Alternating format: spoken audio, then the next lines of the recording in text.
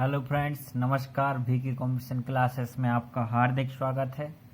Computers के important question की series में आज हम देखेंगे एक बहुत ही इम्पोर्टेंट क्वेश्चन जो है कैश मेमोरी। तो कैश मेमोरी क्या है, इसको संक्षिप्त में समझाना है।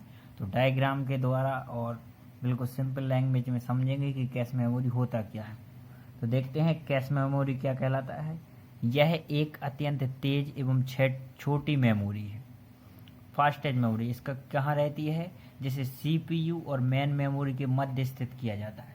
यह जो सीपीयू होता है और जो मुख्य मेमोरी होती है उसके बीच में होता है एक कैश मेमोरी। यह कैसी होती है, बहुत ही फास्ट होती है लेकिन बहुत ही छोटी होती है किया जाता है, तथा जिसका एक्सेस टाइम सीपीयू की प्रोसेसिंग गति के समकक्ष होता है।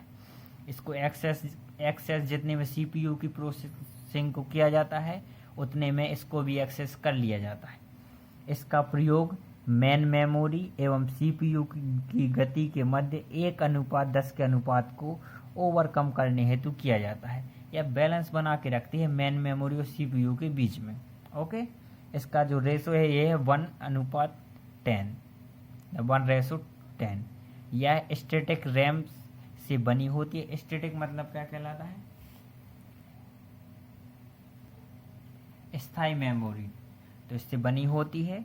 यह सीपीयू और रैम के मध्य एक उच्च गति बफर का कार्य करती है एवं प्रोसेसिंग के दौरान अधिक सक्रिय डेटा एवं निर्देशों का अस्थायी संग्रह करती है। ये इसका कार्य है। इसका कार्य पूछेगा कि जो कैश मेमोरी उसका कार्य क्या है, तो यह सीपीयू और रैम के मध्य एक उच्च गति बफर का कार्य करती है। और जब कोई कार्य चलता है तो प्रोसेसिंग के दौरान यह अधिक सक्रिय डेटा एवं निर्देशों का अस्थायी संग्रह करती है।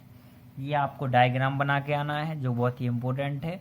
और देखिए एग्जाम में क्वेश्चन में आप जहाँ से डायग्राम बनाते हैं आपके वहाँ से नंबर बढ़ जाते हैं।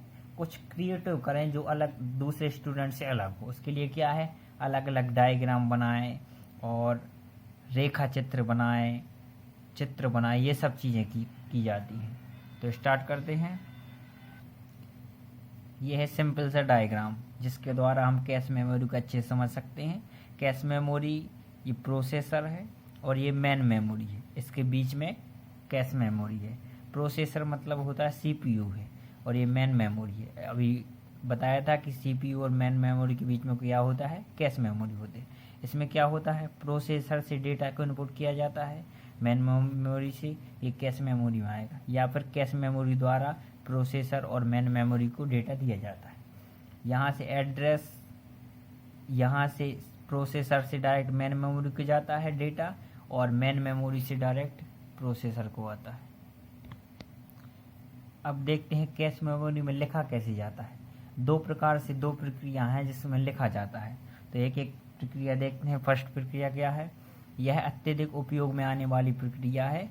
इसमें क्या किया जाता है, मुख्य मेमोरी को राइट ऑपरेशन की प्रत्येक मेमोरी के साथ अपडेट किया जाता है। इसमें मेन मेमोरी से कार्य किया जाता है कि उसका राइट ऑपरेशन की प्रत्येक मेमोरी के साथ अपडेट किया जाता है। यदि यह विशिष्ट एड्रेस का कोई शब्द सम्मिलित करती है तब यह राइट थ्रू विधि कहलाती है। ज़्यादातर यूज किया जाता है कैश मेमोरी राइट थ्रू विधि का।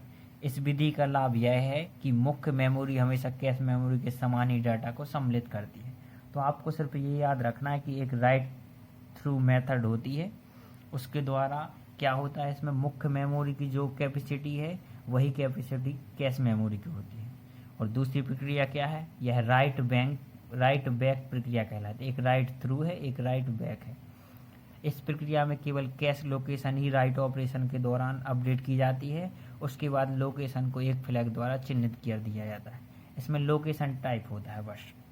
तो बस ये दोनों चीज़ हैं। इसी प्रकार ये डायग्राम बना दीजिए एग्ज़ाम में, इससे क्वेश्चन का आंसर अट्रैक्टिव लगने लगता है। बस कैश मेमोरी में इतना ही। मिलते हैं नेक्स्ट इम्पोर्टेंट वीडियो के साथ। Okay, thank you so much.